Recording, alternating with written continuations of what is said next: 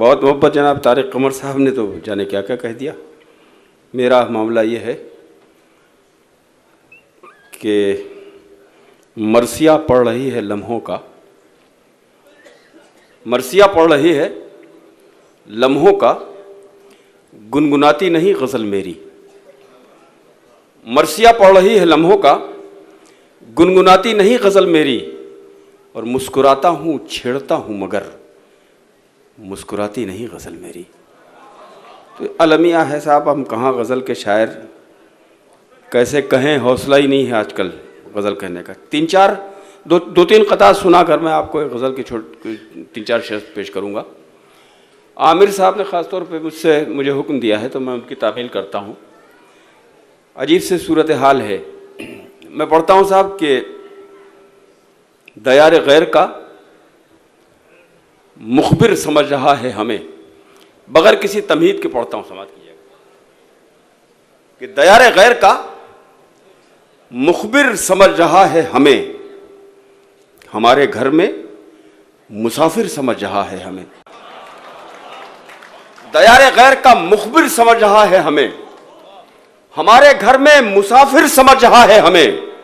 और यहां के दश्त भी गुलजार कर दिए हमने, वो बेवकूफ मुहाजिर समझ रहा है हमें। यहां के दश्त भी गुलजार कर दिए हमने, दयार गैर का मुखबिर समझ रहा है हमें, हमारे घर में मुसाफिर समझ रहा है हमें। और यहां के दश्त भी गुलजार, ये यहां वहां है समझ लीजिएगा, यहां के दश्त भी गुलजार कर दिए हमने, वो बेवकूफ मुहाजिर समझ रहा है हमें। वो जो धरती पर चल नहीं सकता वो भी ऊंची उड़ान सोचता है। मुलाजा करेंगे चार मिसरे कि वो जो धरती पर चल नहीं सकता वो भी ऊंची उड़ान सोचता है। और नियतें सबकी तख्तो ताज पे हैं, कौन हिंदुस्तान सोचता है। वो जो धरती पर चल नहीं सकता, वो जो धरती पर चल नहीं सकता वो भी ऊंची उड़ान सोचता है। और नियतें सबकी तख्तो ताज पे हैं, कौन हिंदुस्तान सोचता है। अपने भाइयों के दरमियान चार मिसरे पढ़ता हूं कि पूछ कर देखो तो हर जर्रे से आएगी सदा, मां की आंखों को कभी हम लोग नम करते नहीं। पूछ कर देखो तो हर जर्रे से आएगी सदा, मां की आंखों को कभी हम लोग नम करते नहीं। और हमने अपने खून से सींचा है गुलजारे वतन, हम फकत नारों में वंदे मातरम करते नहीं। हमने अपने खून से सींचा है गुलजारे वतन, हमने अपने खून से सींचा है गुलजारे वतन, हम फकत नारों में वंदे मातरम करते नहीं, हम फकत नारों में वंदे मातरम करते नहीं। और अब के पूछ कर देखो तो हर जर्रे से आएगी सदा, मां की आंखों को कभी हम लोग नम करते नहीं। और हमने अपने खून से सींचा है गुलजारे वतन, हम फ़कत नारों में वंदे मातरम करते नहीं। और वफादारियों के सबूत हमें देने की ज़रूरत नहीं है, हमारा अमल साबित करता है कि हमने कहाँ कहाँ क्या क्या किया है। मैं पढ़ता हूँ एक गज़ल के 3 शेर, मुलाज़ा कीजिए हज़रात। मुनव्वर भाई ख़ास तौर पर सुनिएगा कि जो हो गया है खसारा हुआ न समझा जाए। मुलाज़ा कीजिएगा, जो हो गया है खसारा हुआ न समझा जाए, हमें मुहाज पे हारा हुआ ना समझा जाए। जो हो गया है खसारा हुआ ना समझा जाए, हमें मुहाज पे हारा हुआ ना समझा जाए। और अर्ज करता हूं कि अभी तो उसने दिया ही नहीं वफा का सबूत, अभी से उसको हमारा हुआ ना समझा जाए। अभी तो उसने दिया ही नहीं वफा का सबूत, अभी तो उसने दिया ही नहीं वफा का सबूत, अभी से उसको हमारा हुआ न समझा जाए। और जितने यहाँ साहिबान कुला हैं, साहिबान रीश हैं, तमाम लोग किरदार वाले बाकिरदार लोग बैठे हैं, मैं पढ़ता हूँ कि अभी से उसको हमारा हुआ न समझा जाए। ये मेरा ताज मेरे ज़र्फ़ का निशान है इसे, ये मेरा ताज मेरे ज़र्फ़ का निशान है इसे, किसी के सर का उतारा हुआ न समझा जाए। ये मेरा ताज मेरे ज़र्फ़ का निशान है इसे, किसी के सर का उतारा हुआ न समझा जाए। और आखिरी शेर इस गज़ल का शायरों की जानिब से और आपकी जानिब से शायरों को मुश्तरका जो हमारा अमल है मुशायरा, इसके हवाले से कि ये वक्त आपकी यादों में हो गया महफूज, ये वक्त आपकी यादों में हो गया महफूज, ये वक्त सिर्फ गुजारा हुआ न समझा जाए। ये वक्त आपकी यादों में हो गया महफूज, ये वक्त आपकी यादों में हो गया महफूज, ये वक्त सिर्फ गुजारा हुआ न समझा जाए, हमें मुहाज पे हारा हुआ न समझा जाए। और 4 शेर की अगर इजाजत आप दे दें तो मैं पढ़ दूं, इजाजत है? वो मैं पढ़ता हूं साहब, 4 शेर मुलाजा कर लीजिए हजरात। अर्ज करता हूं कि कितने सर फिर हो गए हैं बेरिदा, देखेगा कौन? मुलाजा कीजिएगा साहब।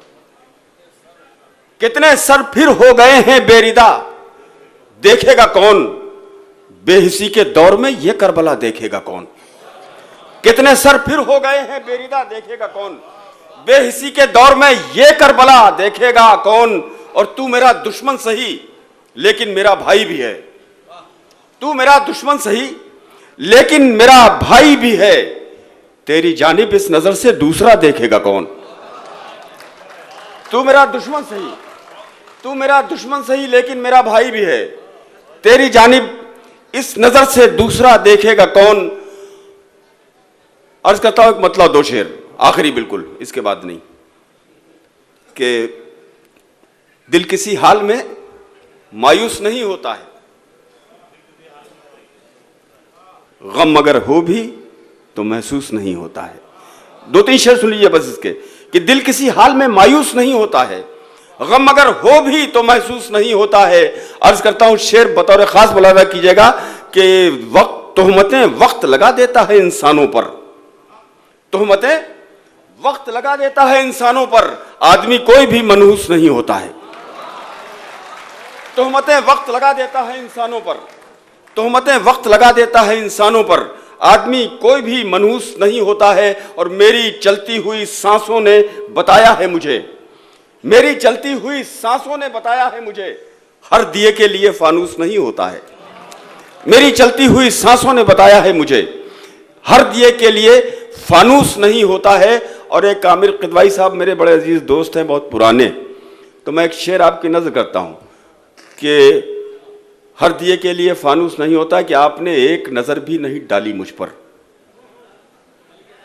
नहीं डाली, नहीं मैं सच बोल रहा हूं, मैं शायरी हमेशा कभी झूठ नहीं बोलता मैं, कि आपने एक नजर भी नहीं डाली मुझ पर, आपने एक नजर भी नहीं डाली मुझ पर, अब कोई इतना भी कंजूस नहीं होता है। आपने एक नजर भी नहीं डाली मुझ पर, आपने एक नजर भी नहीं डाली मुझ पर, वो नजर आप समझ रहे हैं मैं क्या कह रहा हूं, आपने एक नजर भी नहीं डाली मुझ पर, अब कोई इतना भी कंजूस नहीं होता है। और शेर आखिर इसका कि पाल कर ये बच्चे हमारे इश्क की बातें कर रहे थे, फैज़ हों या तमाम दूसरे शायर, नौजवानी है, अपने कुछ भी कह सकते हैं, लेकिन तजर्बे के बाद ये शेर आया है साहब सामने कि आपने एक नज़र भी नहीं डाली मुझ पर, अब कोई इतना भी कंजूस नहीं होता है, कि पाल कर देख लिया इश्क का तोता हमने। मुलाजा करेंगे शेर कि पाल कर देख लिया इश्क का तोता हमने, ये परिंदा कभी मानूस नहीं होता है। पाल कर देख लिया इश्क का तोता हमने, पाल कर देख लिया इश्क का तोता हमने, पाल कर देख लिया इश्क का तोता हमने, ये परिंदा कभी मानूस नहीं होता है। और तोहमतें वक्त लगा देता है इंसानों पर, आदमी कोई भी मनहूस नहीं होता है। बहुत शुक्रिया, बड़ी नवाजिश दोस्तों। अब मैं असल में थोड़ा सा, एक तो फ़न जो होता है निज़ामत का वो एक अलग है, फ़न का फनकारी और फ़न की नुमाइश नहीं। मैंने आमिर साहब से मना किया था कि मुझसे निज़ामत ना कराइए, ये काम जो मैं अब कर रहा हूँ ये ठीक ठाक कर लेता हूँ, उसमें तो बहुत ही बुरा काम है, पता नहीं कैसे लोग करते हैं उसको, जो निज़ामत वाला है। तो मैं ये सोचता हूँ कि निज़ामत में वक्त बिल्कुल ना ख़राब किया जाए, और बरह रास्त ऐसे शायरों से आपकी मुलाकात करा दी जाए जिनका इंतखाब इस ऑल इंडिया कल्चरल एसोसिएशन ने किया है। तमाम बहुत मेहनत से, बड़ी मोहब्बत से इस मुशायरे का रास्ता किया है। खुमार साहब की यादों से मानवन और मंसूब ये मुशायरा है। हज़रत मुनव्वराना इसकी सदारत फरमा रहे हैं, तो जाहिर सी बात है कि इसके मेयार और वक़ार में किसी तरह का कोई ऐसा मामला है ही नहीं जिस पर कोई अंगुष्ठ नुमाई की जा सके। तो गज़ल ने बड़े लहजे तब्दील किए हैं। गज़ल जो वली दकरी से शुरू होती है और मीर से और गालिब से होती हुई यहाँ तक पहुँचती है खुमार साहब तक, और खुमार साहब के बाद जो गज़ल का नया डिक्शन हमारे अहद में आया है ख़ास तौर पर, उसमें जो नए लहजे के लोग हैं उन्होंने सोचने का अंदाज़ बिल्कुल तब्दील कर दिया है। ऐसे ऐसे ऑब्जेक्ट्स, ऐसी ऐसी चीज़ें जो हमारी नज़र के सामने हैं, उसमें मुनव्वर राना साहब का भी बहुत बड़ा कंट्रीब्यूशन है इस अंदाज़ की शायरी करने का, कि जो आम तौर पर हम देखते हैं उसको शायरी बना देना कमाल होता है। कि परों को खोल ज़माना उड़ान देखता है, बिल्कुल सामने का मशरा है कि परों को खोल ज़माना उड़ान देखता है, ज़मीन पे बैठ के क्या आसमान देखता है। तो ये आसमान को देखने के लिए ज़मीन की ज़रूरत नहीं है, बल्कि परवास करनी पड़ती है वहाँ जहाँ से हमको ज़मीन दिखाई दे कायदे से। उस जगह से, उस मंजिल से आने के बाद जब शेर होते हैं तो वो शेर बन जाते हैं जनाब शकील आज़मी के। शकील आज़मी वो शायर हैं जिनका ताल्लुक़ अल्लामा शिबली नोमानी की सरज़मीन से है। शकील आज़मी वो शायर है जिसका ताल्लुक़ अल्लामा इकबाल सुहेल साहब की सरज़मीन से है। वो शायर जो कैफ़ी आज़मी की सरज़मीन से ताल्लुक़ रखता है, बम्बई में अपने शब रोज़ गुजारता है। एक सनद और एक एजाज़ अता किया है जनाब कैफ़ी आज़मी ने अपनी एक तहरीर में। वो सनद ही काफ़ी है उनकी शायरी को परखने के लिए। कैफ़ी साहब ने एक जगह लिखा है कि जहाँ से मेरी शायरी ख़त्म होती है, शकील आज़मी की शायरी वहाँ से शुरू होती है। इससे बड़ा एजाज़ किसी के लिए हो ही नहीं सकता। अगर कैफ़ी आज़मी जैसा बड़ा अजीम शायर और अदीब ये लिख दे किसी के लिए, मैं